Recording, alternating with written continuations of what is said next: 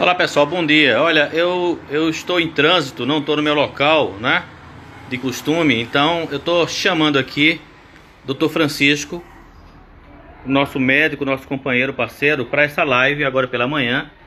E a gente, pronto, ele acabou de entrar. E aí, Dr. Francisco, vamos entrar agora, porque tá certo? Eu não estou no local. Olá, Dr. Francisco, tudo bem? Olá, bom dia, tudo bem? Eu tava no lugar errado, né? Mas acontece. Oi, eu não entendi. Quando eu abri, estava na página pessoal. Será que o Instagram não autorizou a entrada no Mania de History? Deve ter sido, né? Pode ser, deve ter sido isso daí. Eu tava na outra conta, mas agora vamos seguir adiante na conta correta.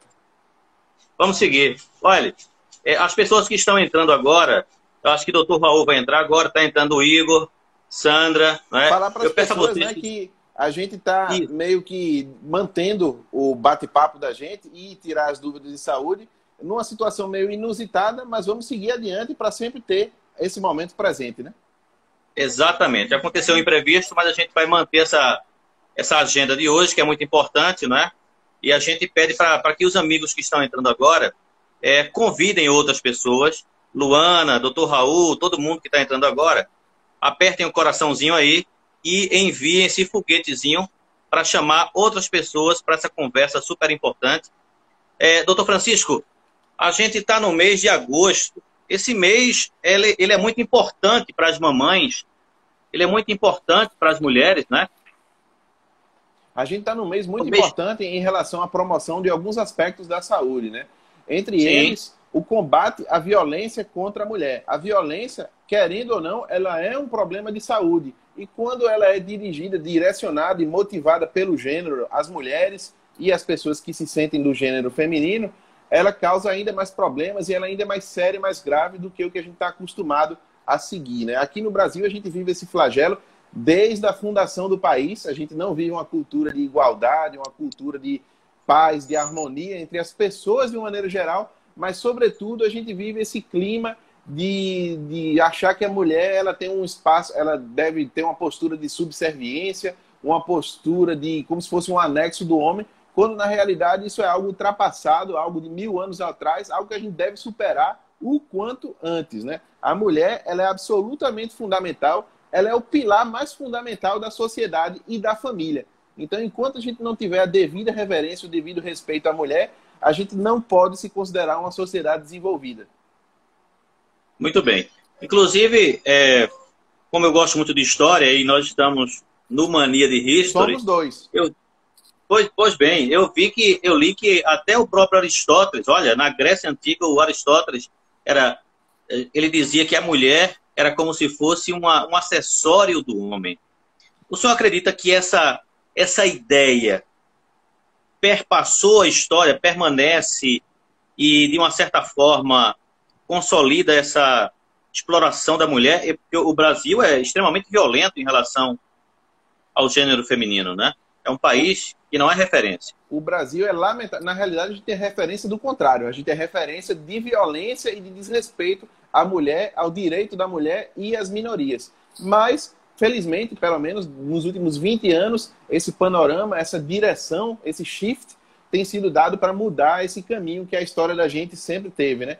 No entanto, a gente sabe que nos últimos tempos a história tem dado uma vacilada a respeito dessa questão de liberdade, progresso e tudo mais, mas a gente segue atento e segue no combate à violência contra a mulher. Eu sou do pensamento contrário a Aristóteles, se for por isso. Eu acho que, na realidade, o homem é que é uma decorrência da mulher e, na realidade, o homem não faz sentido sem a mulher e sem a presença dela. E também, para você ter ideia, a gente é gerado pela mulher, né? Então, sem a mulher, sem o contato, o vínculo primeiro com a mulher, a gente não faz sentido. E por falar em geração, por falar em filhos, né, a gente está no mês, é o agosto dourado, né? A gente está no agosto lilás, que é o mês de combate à violência contra a mulher. Por que agosto? Porque a Lei Maria da Sim. Penha foi assinada, foi sancionada começou a vigorar em 7 de agosto de 2006. E, por outro lado, Ah, a gente está em um mês muito importante também para a mulher, para a família e para as crianças, que é o mês do agosto dourado, que é o mês onde foi, em 1990, foi fundada, vamos dizer assim, a Semana Mundial de Suporte ao Aleitamento Materno, à amamentação, pela OMS no mundo. E aqui no Brasil, a partir de 1999, o Ministério da Saúde começou a dar suporte a essa campanha também para promover o aleitamento materno e a amamentação. E isso porque, se a gente conseguir sucesso nessa empreitada, muito provavelmente a gente vai ter uma geração mais saudável, vai ter crianças mais saudáveis e protegidas, crescendo e se desenvolvendo melhor, e a um custo muito menor do que a gente, por exemplo, botar as mães para comprarem fórmulas em farmácia e supermercados que são caros.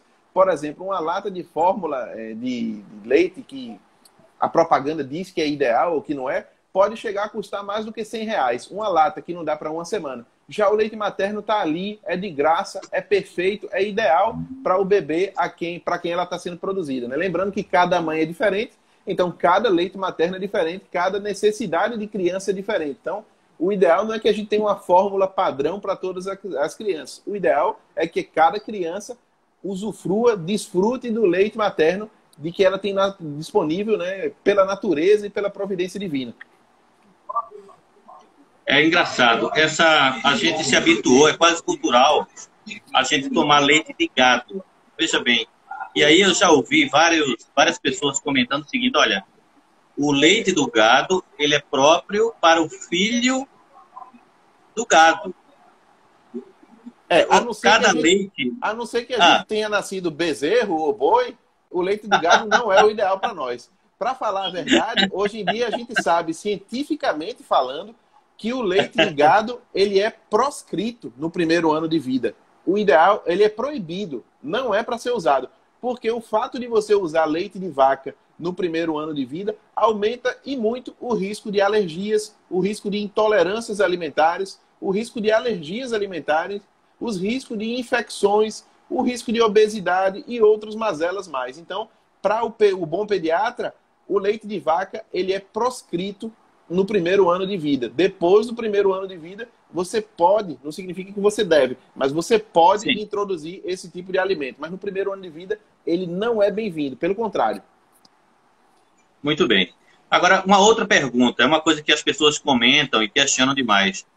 Em relação à amamentação. Deixa eu só te interromper em relação à cultura da gente, né, Luiz? Até quando eu era pequeno, ainda eu não sou tão velho assim, mas até quando eu era pequeno, os velhos diziam que não, o bebê está doente, dá a ele um copo de leite gordo de vaca que ele vai melhorar. E hoje em dia a gente sabe que é bem o contrário disso. Leite de vaca não ajuda a melhorar, na realidade ele ajuda a piorar a saúde da criança no primeiro ano de vida. Pronto. E é sobre a saúde que eu gostaria que o senhor abordasse. Imunidade é o tema do momento. Imunidade, né? Uhum. Eu gostaria que o senhor comentasse sobre a importância da amamentação para a imunidade da criança ao longo da vida. Eu acho que muitas mães não se dão conta disso. Uhum. Olha, grosso modo, né, a gente falando a grosso modo, a criança ela nasce com o sistema imune dela zerado, né? Por quê? Porque para você desenvolver defesas, desenvolver imunidade, você precisa ter contato com vírus, com bactérias, com os micro-organismos que circulam no meio ambiente.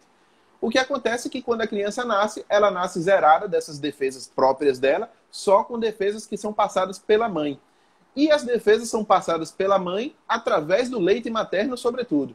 E aquele primeiro leite que a criança toma na primeira hora de preferência, até mesmo antes da primeira hora, quando nasce na maternidade, ou no hospital, ou em casa, ou onde quer que ela nasça, é o leite que vai conter maior quantidade de proteínas, entre elas os anticorpos, que são as que vão defender a criança contra as infecções. Então o leite materno é absolutamente fundamental e indispensável nesse sentido. A gente sempre fala, por exemplo, que a mamada, o leite materno, ele tem várias fases. Vou tirar uma brincadeira. Uma brincadeira com o senhor. Acabou de entrar aí um professor de educação física.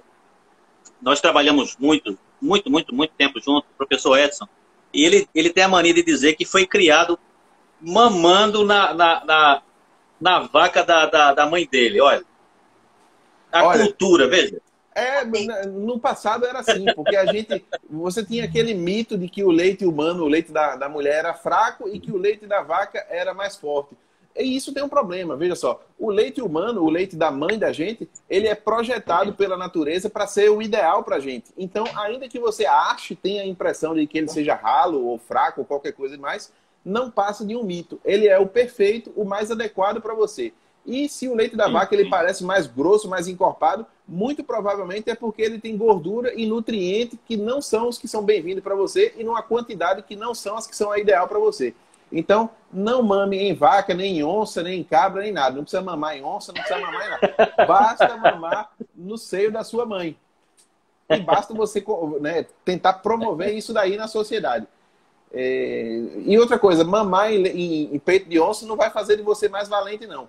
Para você ser valente, antes de mais nada, você precisa ser saudável. Você mamando no peito da sua mãe, você vai ser saudável com certeza. E tem o mito do leite de soja. Tem gente que acha que leite de soja é para todas as idades também. O leite de soja, a gente muitas vezes indica quando a pessoa tem intolerância à lactose ou alergia ao leite de vaca, por exemplo, quando precisa fazer o uso dele. Tem algumas situações de saúde que fazem com que a gente indique uma ou outra fórmula. Mas são muito raras, não são regra. A regra, em geral, é a saúde mamando, aproveitando o leite materno, o leite da sua mãe. Doutora Ana Brito se faz presente aí e a gente agradece, a gente fica honrado com a presença. Um abraço para ela. Doutora Dalila, Bárbara também prestando atenção aqui na live da gente. Vamos fazer crescer Bárbara, a educação em saúde. Exatamente. Bárbara Renata, também da Espanha, está mandando um abraço. Olha, doutor Francisco, me diga uma coisa. É possível... Luiz, deixa eu só te interromper aqui para não esquecer essa pergunta. Essa pergunta é importante, que a gente está falando agora há pouco. A doutora Dalila, advogada, pergunta se existe isso de leite fraco. Não, doutora Dalila. Leite fraco é um mito que a gente vivencia já há décadas na sociedade da gente. É muito raro o problema de saúde que vai fazer a mãe produzir um leite que não seja adequado para a criança dela. Normalmente isso só acontece em desnutrição grave ou em problemas de saúde que façam com que a mãe não seja capaz de produzir o leite mais adequado. Senão, não existe isso de leite fraco. E mais, o estímulo principal para o leite ser produzido não é remédio, não é tomar mais água, não é comer mais X ou Y.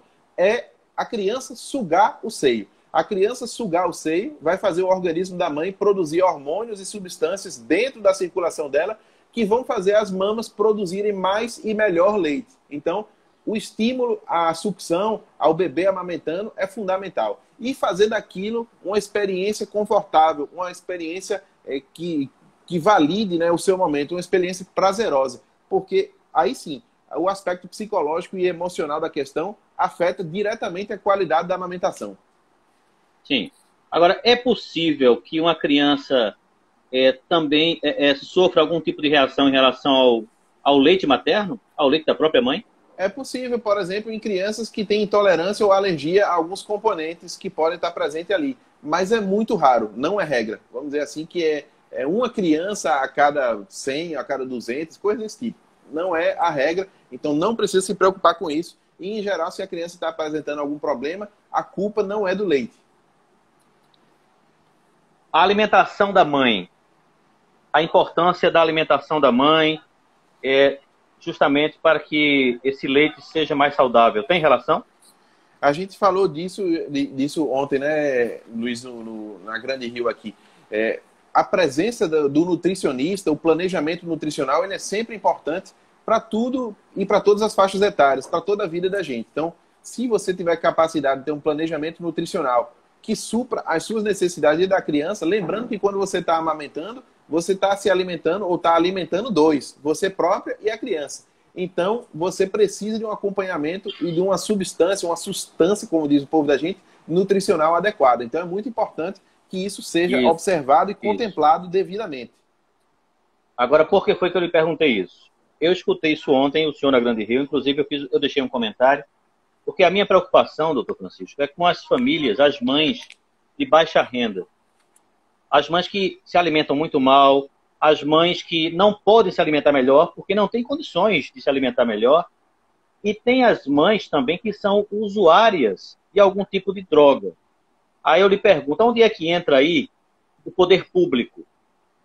Rapaz, a amamentação, o aleitamento materno é uma das principais bandeiras da Organização Mundial da Saúde para você melhorar a saúde das populações em geral. Então, o poder público ele tem que vestir essa camisa em todas as esferas de poder e dar suporte a isso daí. A gente já tem políticas que dão suporte a isso daí. Por exemplo, já existe auxílio para as mães de baixa renda ou as mães que moram distante do lugar onde são atendidas. Existe suporte da assistência social para esse tipo de situação, mas ainda muito tímido. A gente ainda precisa melhorar muito isso. Agora, Luiz, a natureza ela é tão sábia, né, que, de uma maneira geral, mesmo a mãe desnutrida, ela produz um leite adequado para a criança dela. Então, é mais fácil a mãe ficar desnutrida e deprivada do que a criança, para você ter ideia.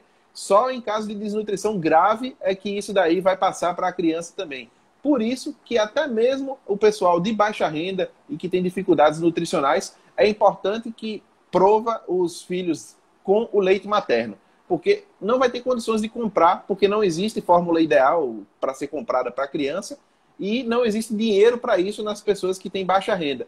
Mas o leite materno ela é capaz de produzir numa proporção que satisfaça a criança. Então, estimular o aleitamento materno, sobretudo nesse extrato da população da gente, que é gigantesco, infelizmente, né? E que tem que diminuir com o passar do tempo. Isso. Doutor Francisco, o senhor pode ficar à vontade para comentar esses registros que as pessoas estão fazendo aqui. Eu aproveito para dizer que qualquer pessoa aí pode deixar nessa caixinha de perguntas a sua observação, pode deixar aí a sua pergunta, enfim, tá? Mas as pessoas estão deixando aqui na caixinha de comentários já algumas observações, como o Dene aqui, ó. Não sei se dá para o senhor ler aí. A professora Dene é professora de nutrição da UFBA e ela coloca aqui que tem muitos mitos em relação à amamentação e por isso é fundamental o aconselhamento nutricional. Assina embaixo, subscreva, é exatamente isso. Normalmente a gente ouve, e a população da gente é engraçada, né? A gente prefere às vezes ouvir o mito do vizinho do que ouvir o profissional de saúde. Então é sempre bom a gente ter uma cumplicidade com a equipe de saúde da área da gente ou o profissional de saúde de confiança da gente. São eles: enfermeiro, médico, fisioterapeuta, nutricionista, terapeuta ocupacional, psicólogo, e aí vai. São diversos auxiliares de enfermagem, técnico de enfermagem, doula, né, especialista em amamentação. Você também tem essa figura hoje em dia e a gente precisa ter cumplicidade com elas, com esses profissionais, para que a gente tenha uma saúde, uma promoção de saúde mais adequada.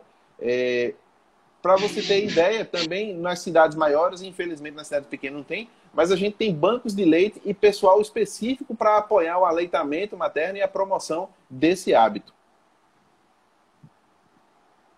Uma outra questão, doutor. Eu acho que as pessoas, é importante que a doutora Dalila está deixando. Você até sabe o que importa, mas não os detalhes. Eu não entendi muito bem o comentário dela. Ela coloca assim, ela fala aqui em cima que não tinha noção do quanto o aleitamento materno era importante. Até porque no passado a gente tinha esses mitos de que era melhor leite de vaca ou leite de outro animal ou qualquer coisa assim. Mas não, doutora Dalila, realmente o mais importante é promover o aleitamento materno, a amamentação. Tem estimativas que mostram, por exemplo, que se 90% das crianças forem aleitadas pela mãe corretamente, a gente vai ter uma diminuição fantástica em diarreias, em infecções, em alergias, em diabetes mellitus do tipo 1, em obesidade, em hipertensão no futuro. Tem coisas que se relacionam que a gente nem imagina, que se relacionam com o momento da sua amamentação, a doença que você vai ter daqui a 30, 40 anos. Então, é importante a gente promover isso desde já, desde o primeiro dia. Em relação ao parto? Em relação ao parto, a gente tem essa cultura aqui no Brasil de muita intervenção, de muito corte, de muita cirurgia, coisa que a gente não tem em alguns países desenvolvidos. Por exemplo, recentemente eu fiz um grupo, né, dos meus amigos de infância na França, e eu tenho contato com eles, e nenhum deles teve, tanto o homem quanto a mulher, né, nenhum daqueles núcleos familiares teve um parto cesáreo como opção, ou como escolha. Normalmente, todos nesses países passam pelo parto normal, o parto vaginal, que tem algumas vantagens, que são elas: a recuperação mais rápida da mãe. Normalmente o bebê nasce mais esperto e respirando melhor, porque quando ele passa espremido no canal de parto, ele acaba botando aquelas secreções que são normais que ele tem nas vias aéreas para fora. Quando ele nasce por cesárea, ele não tem essa oportunidade e às vezes pode padecer de uma falta de ar passageira no início da vida, que precisa de assistência adequada. Mas no Brasil, a gente tem taxas alarmantes disso. Por exemplo, no serviço particular, a depender da região, a taxa de cesáreas chega a 80% a 90%. como se o normal fosse parir cesáreo. Quando, na 90%? realidade, o normal é o que a natureza determinou, que é o parto vaginal. Pois é, para você ter ideia, tem regiões... E o custo disso? O Recife, por exemplo. O Recife é um lugar com a taxa de cesárea bem elevada. O custo disso é, primeiro, que quando você para em um parto normal, né, você não está acrescentando tanto custo quanto você precisar de uma intervenção cirúrgica, que, por sinal, pode ter seus desdobramentos ruins mais adiante.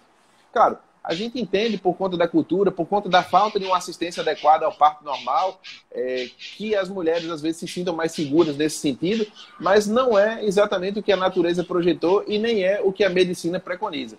Na realidade, nos últimos 20 a 30 anos, a gente caminha cada vez mais para o parto o mais natural possível, que a gente chama de parto humanizado, né? A gente tem, inclusive, portarias e leis e também recursos, orçamentos que são destinados para promover isso. Por quê? Porque a gente observa que quanto mais próximo do mais natural, mais tranquilo possível, é a melhor forma da criança nascer e daquela conjuntura. Agora, em algumas circunstâncias, né, seria o ideal que a gente tivesse assistência, inclusive do anestesista, para anestesia, para a pessoa sentir a contração, mas não sentir a dor e os problemas que podem advir do parto, né? Só que, infelizmente, no Brasil, isso é muito desproporcional. A gente pode ter um acesso a isso muito mais fácil em cidades grandes, em serviços particulares, do que pelo SUS em cidades pequenas, por exemplo. Por isso que, às vezes, acaba se recorrendo muito mais à cesárea do que, propriamente, à assistência ao parto normal, quer dizer, dito normal, que é o parto vaginal, né? Uhum. Eu não sei se o senhor lembra que a gente recentemente debateu sobre a importância dos agentes comunitários de saúde, né? E tem um comentário aqui de Deni Deiró, né? Deni Deiró. As equipes de saúde da família podem ajudar muito no acompanhamento das gestantes. Com certeza. Esse é um caminho que algumas sociedades desenvolvidas escolheram, como, por exemplo, o Canadá e o Reino Unido, né? Você tem uma saúde da família fortalecida, porque, querendo ou não, você pode ter centenas de milhares de especialistas. É ótimo. Mas quem está em contato diário, no convívio diário, sabendo quais são os problemas e os fatores de risco das pessoas de determinada área de moradia, são os profissionais que estão atuando naquela área de moradia. Que no Brasil são os profissionais dos postos ou das unidades ou da estratégia de saúde da família. Então, ela é fundamental tanto no aconselhamento quanto na educação em saúde e no acompanhamento disso daí. Por exemplo, nós somos responsáveis, eu sou médico de família e comunidade aqui, médico de saúde da família, e nós somos os responsáveis pelo planejamento reprodutivo e pelo pré-natal, acompanhamento e tudo mais. Quando surge uma necessidade de encaminhar para o especialista, também a gente encaminha ao especialista e mantém um contato, um vínculo próximo para acompanhar aquelas pacientes e aquelas situações de gestação. Mas é absolutamente fundamental. E uma coisa, Deni, que a gente tem pouco aqui, infelizmente, por exemplo, a gente tem um nutricionista só na atenção básica. A gente precisaria de muito mais. A gente precisaria de psicólogo na atenção básica também e precisaria de terapeuta ocupacional e outros profissionais de saúde. Mas, infelizmente, no Brasil a gente tem um raciocínio, uma cultura muito centrada ainda, né, no profissional médico e ignorando um pouco as outras áreas e muito centrada em procurar a equipe de saúde quando você se sente doente e não para promover a saúde ou para prevenir as doenças. Olha, mas isso conhece aquela música? Certo. O senhor conhece aquela música de Luiz Gonzaga que fala de Marica Parteira? Samarica Parteira, gosto muito da música. Samarica Parteira. Sim. O que é que o senhor acha dessas? Inclusive tem movimento, tem organizações de mulheres, né, que se organizam, né, para manter essa tradição, né? Com certeza. Na realidade são profissionais importantes. Vamos dizer que aqui no interior da Bahia, por exemplo, milhares de pessoas nasceram, graças a Deus, por conta delas, mais do que por conta da medicina. Então, a figura da parteira, a figura da doula é fundamental. O que precisa é que isso daí seja formalizado, que elas tenham capacitação constante, que elas tenham também uma assistência por parte das autoridades, por parte da ciência também, e que elas tenham, eu não sei se elas têm rendimentos e profissão formalizada de acordo com o que deveria ser. Mas se não tiver, precisa disso, porque elas são importantes. E precisa também sempre da capacitação e da aproximação entre elas, o meio médico, o meio científico, que na realidade a saúde ela tem que ser tratada na integralidade pelas diversas áreas da saúde, incluindo parteiras e doulas, que são fundamentais.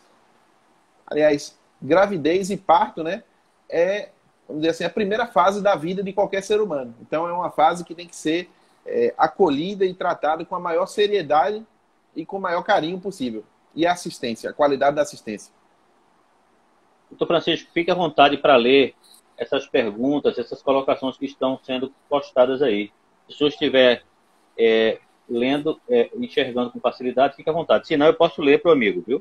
Pode ler, sim, porque para mim fica meio difícil. Muito bem. A alimentação influi no parto? Se me alimento melhor, meu parto pode ser normal, mais tranquilo? Isso tem a ver? Olha, a alimentação ela influi em tudo, tanto na sua capacidade de se recuperar, quanto na preparação do seu organismo para a recuperação. Então, com certeza, se você se alimenta adequadamente, com uma carga de proteína adequada, uma carga de micronutrientes adequados, você vai ter um desempenho melhor da sua saúde e uma recuperação melhor e mais rápida do seu estado pré-gravídico, né? do estado que você tinha antes de engravidar e antes de parir. Muito bem. Muitos governos, aqui como o Deni está falando, muitos governos não têm dado importância devida à saúde da família. Olha, se a gente olhar para a saúde do Canadá e do Reino Unido, provavelmente eles se encontram num patamar bem mais avançado do que nós em relação à assistência à saúde e à promoção à saúde da população deles. E esse é um caminho que eles escolheram, que, por sinal, no final das contas, acaba saindo muitas vezes mais barato do que apostar em tratar o resultado, doença, o resultado dos maus hábitos, com especialidades, por exemplo, em hospitais de última geração. Por exemplo, a gente pode olhar para Cuba também, que é um bom exemplo em termos de medicina preventiva. Você promovendo a saúde da população e prevenindo doenças, provavelmente você vai ter desdobramentos melhores e até mesmo menos gastos.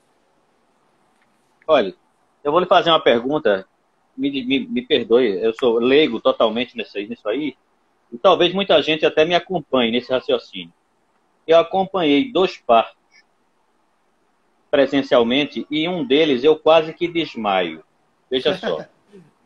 Foi. Não, eu quase que desmaio. Eu não vou aqui contar vantagem. A gente homem é prato de papo. Eu quero que o senhor coloque o homem nessa história. Porque a gente está falando da mulher, a gente está falando da alimentação, da importância dela nos cuidados com a saúde, com o pré-natal, tudo isso a gente sabe.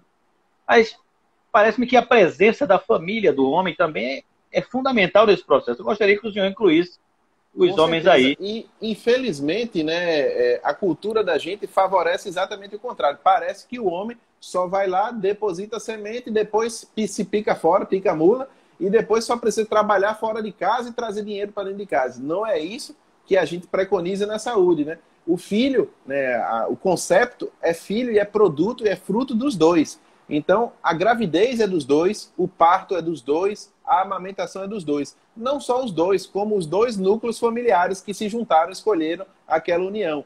Então, é alguma coisa de que o homem não pode se eximir. Ele tem que participar ativamente. Claro, como você falou ali da questão do desmaio, nós homens costumamos ser uns pratos de papa, de tão mole, né? Então, tem situações em que a mulher suporta bem melhor do que os homens. Mas, mesmo assim, pelo menos a gente desmaia junto. É verdade, doutor Francisco, olha, fique à vontade para fazer algum comentário, alguma observação sobre algo que ainda não surgiu em nosso debate. Porque tem muitas questões, que você quer ver questões importantes em relação à amamentação e ao gosto dourado. Até quando uma criança deverá mamar, por exemplo? A gente preconiza, quero lembrar sempre, né? Guardem esses números na cabeça. Até os 6 primeiros meses de vida completos é aleitamento materno exclusivo. A criança não precisa de mais nada, nem água de coco, nem leite de vaca, nada. A criança só precisa nos primeiros 6 meses do leite materno, leite da mãe dela. Depois disso, entre os 6 meses e os 2 anos de idade, é recomendado que a amamentação siga junto com a introdução de outros alimentos. Lembrando que quando você introduz outros alimentos, de preferência, deve introduzir um alimento por um individualmente, e deve introduzir numa consistência de uma maneira que seja confortável e uma sensação boa, prazerosa para a criança. Por que isso? Porque a criança ela precisa desenvolver a gustação dela, ela precisa sentir sabores, cheiros, um por um. É natural, como para qualquer outro ser humano, que a criança não goste de uma coisa e de outra. Então, por exemplo, quando você pega 5 elementos e mistura juntos, e a criança não gosta de um, pode ser que isso induza ela a não gostar dos 5. Então, essa estratégia deve ser observada. Deve ser feita com paciência e carinho, porque a experiência da refeição, da nutrição para uma criança, deve ser algo que inspire confiança nela, algo que inspire vontade, algo que inspire saúde, e não algo que inspire ansiedade, doença, chateação ou sentimentos ruins.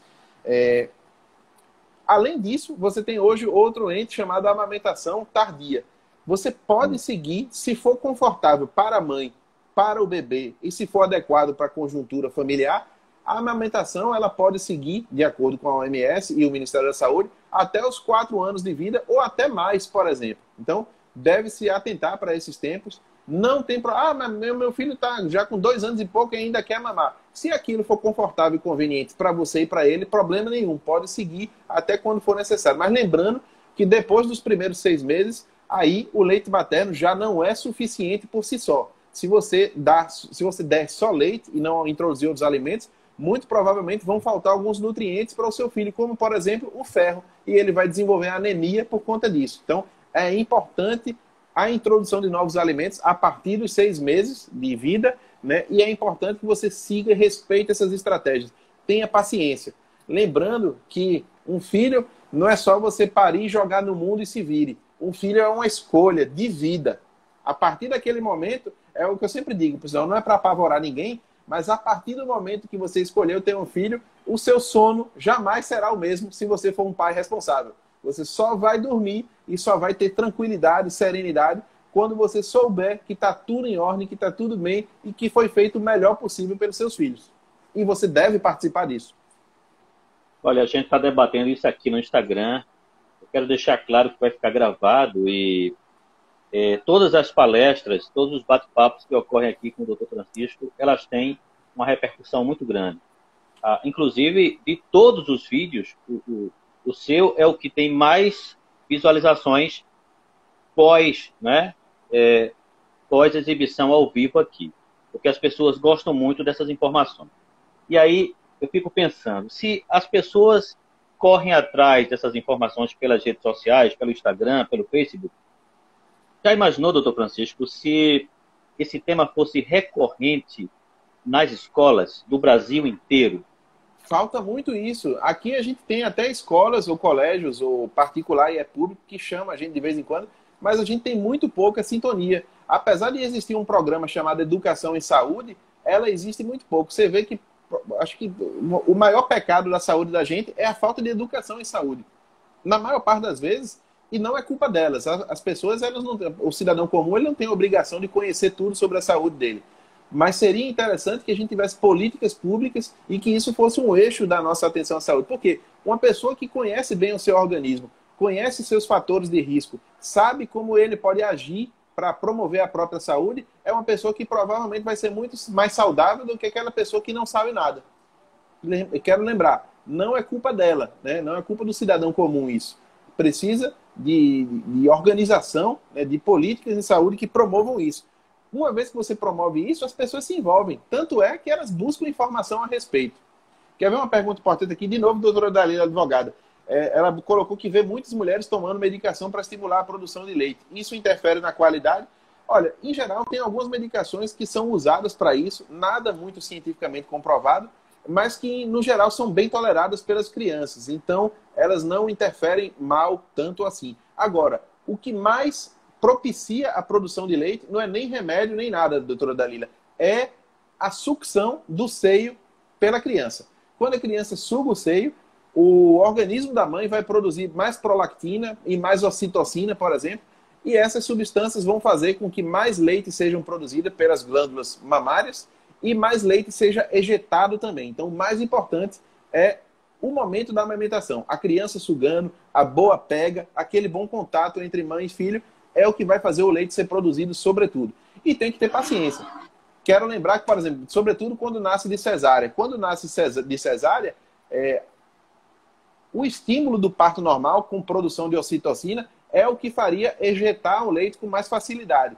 Quando nasce de cesárea, isso não acontece da maneira natural que era prevista. Então, precisa de mais paciência. Às vezes, demora um pouco mais para produzir o leite naquela quantidade que a pessoa espera que seja satisfatória.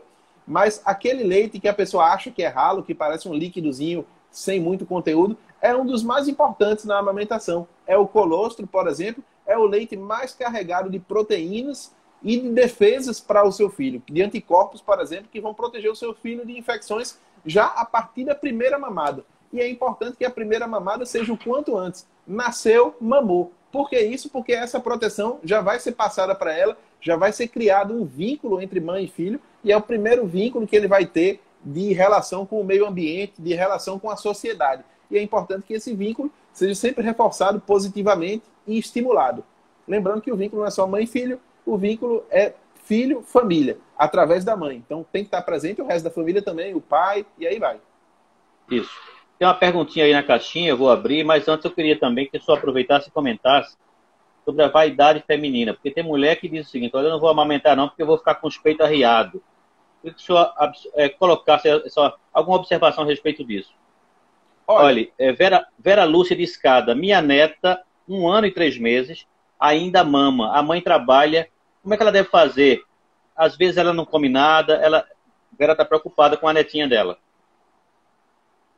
Então, é interessante que você tenha o apoio e o aconselhamento da unidade de saúde da família da sua área de moradia. Mas o que pode ser feito? Primeiro, não interromper a amamentação, ela pode continuar até os 2 anos de idade. Infelizmente, as nossas leis e a nossa sociedade, a gente ainda não dá o suporte adequado a isso. Para você ter uma ideia, por exemplo, em alguns países nórdicos, como a Suécia ou a Noruega, você tem licença maternidade de 12 meses e você tem licença paternidade de 10 meses.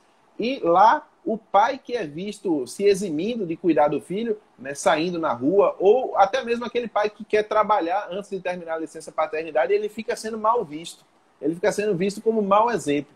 Então, a gente precisa reforçar isso. Com relação à alimentação da neta da nossa audiente, ela precisa introduzir aos poucos os outros alimentos. Se puder ter extrator de leite, também pode ajudar, porque nos momentos em que a mãe produzir mais leite, por exemplo, você pode extrair, tratar aquele leite e congelar. O leite congelado pode durar até 3 meses. Então, se você vem fazendo isso paulatinamente, você pode acumular leite o suficiente para que não falte nos momentos em que precisa se ausentar. Agora, nossa legislação e nossos hábitos ainda são muito fracos em relação a isso. Por exemplo, pela CLT, a mãe só tem direito a 4 meses de licença maternidade. Ora, se o aleitamento materno exclusivo deve ser por 6 meses, como é que com 4 meses de licença vai conseguir fazer isso? É impossível, né? E o pai só tem direito a 4 dias ou 5 dias. É ridículo. Infelizmente, a gente está bem longe de ser uma sociedade desenvolvida e que pense nesses aspectos aí. Verdade. Em relação à vaidade da mulher. Por isso. Em relação à vaidade da mulher, a gente tem aquele tabu de que se amamentar, o peito vai ficar caído, vai mudar uma ou outra coisa. Não existe ciência que comprove esse tabu. E, por outro lado, existe ciência que comprove que se você amamentar e amamentar corretamente, você vai voltar mais rápido ao peso pré-gravídico e à sua situação pré-gravídica. Então, pode ser que lhe favoreça até esteticamente. Então, tem que atentar para isso e não acreditar em tabu, em conversa fiada, em mito, em fake news. E bico rachado, sangramento, essas coisas. Tem mulher que sofre muito nesse período. Isso. Olha, o meu menino caçula, ele era tão guloso que a minha esposa ficou com medo de amamentar ele. Isso daí é comum, mas sobretudo, Luiz, porque a gente ainda tem poucas orientações dos profissionais de saúde a respeito disso. Normalmente isso acontece, não é tão comum assim, mas acontece sobretudo quando a pega não é adequada. O que é a pega? A pega é aquele encaixe do bebê com a mama materna, né? O que acontece?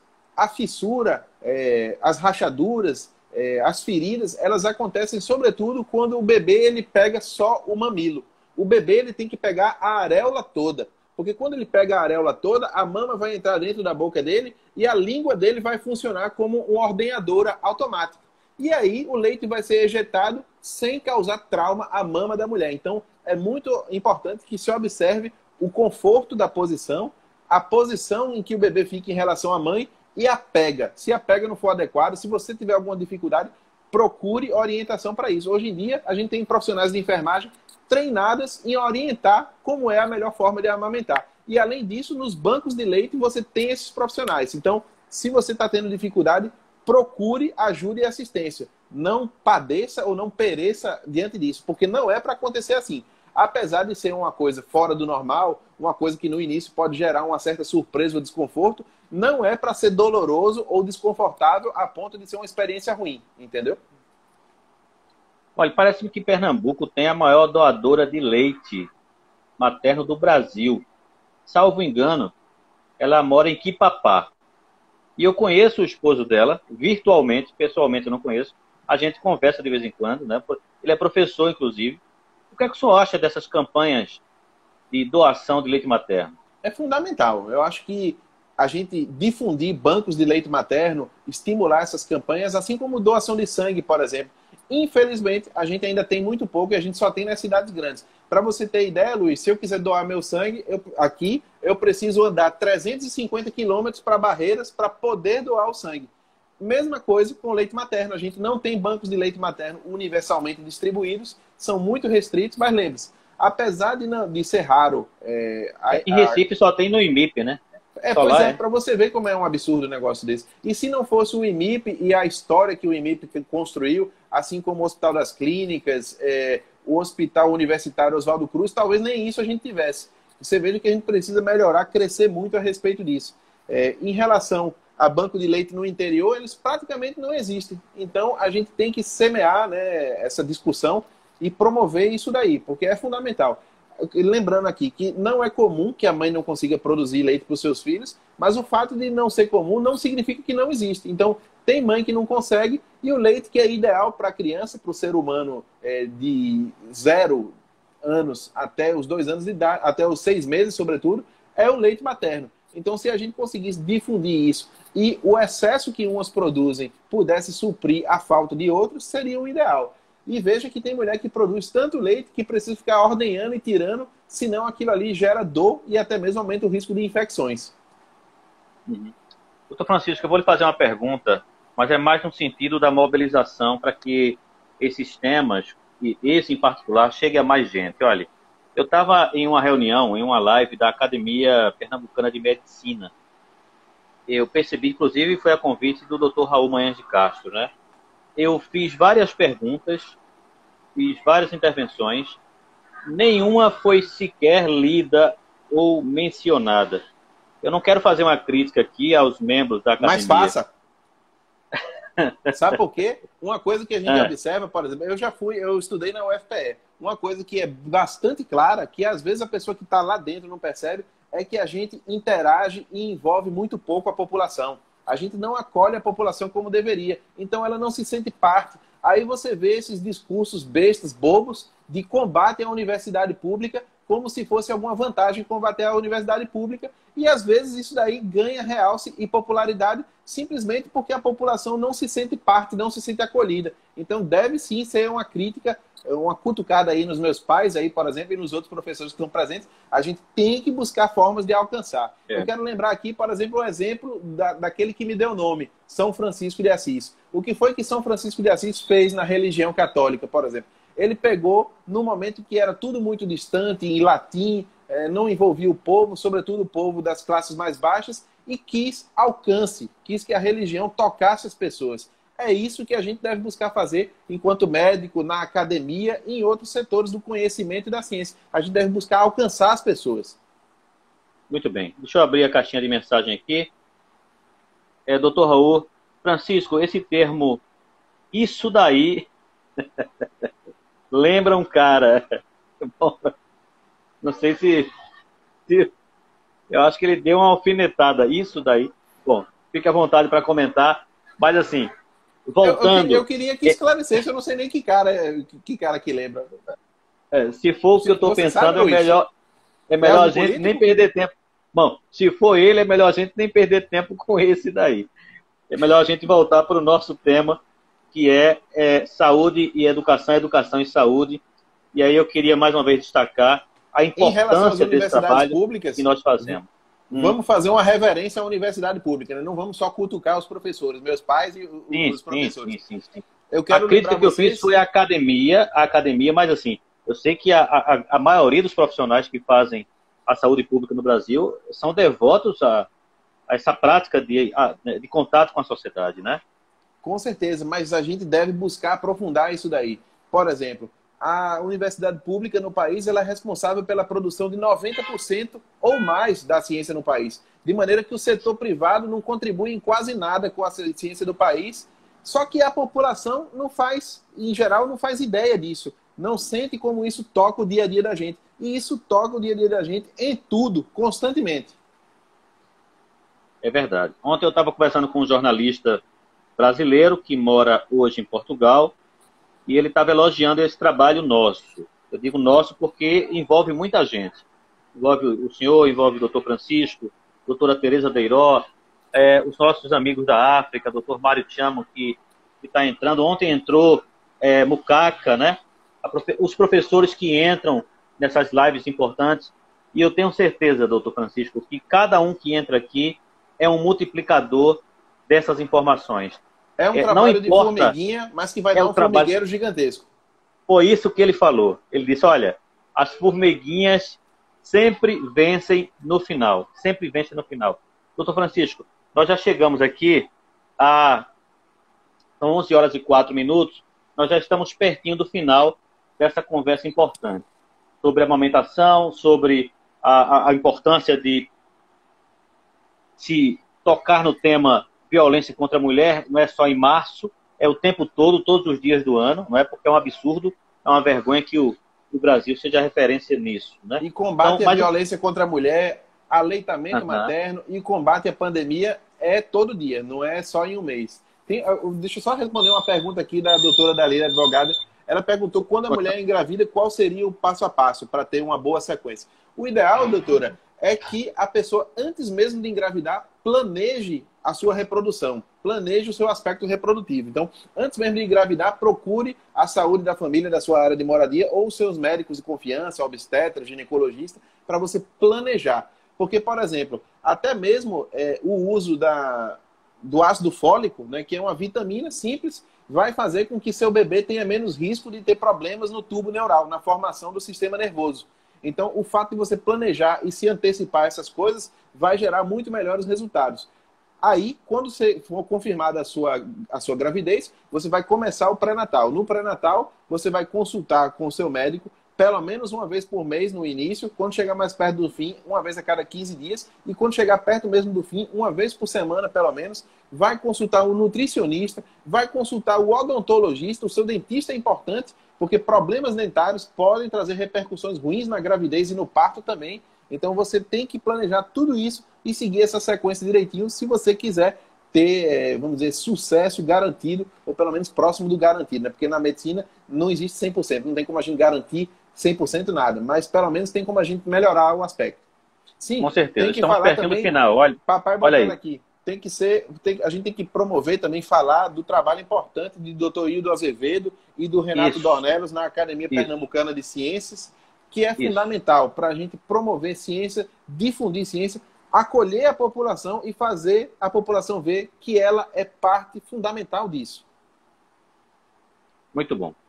Doutor Francisco, eu acho que por hoje a gente pode ir ficando por aqui. Eu gostaria que o senhor fizesse as suas considerações finais e quero esclarecer para as pessoas que hoje a gente teve um certo contratempo, né? Eu estava em trânsito, eu não estou na minha casa, tive que fazer um percurso, uma viagem, né, emergencial, mas a gente conseguiu realizar a live. Repito, vai ficar gravada, vou reverter aí, vou fazer a transição para o YouTube e a gente vai multiplicar essas informações. Mas já aproveito para fazer as suas considerações finais e vamos consolidando essa nossa parceria aqui aos sábados pela manhã, para que as pessoas possam ir se acostumando.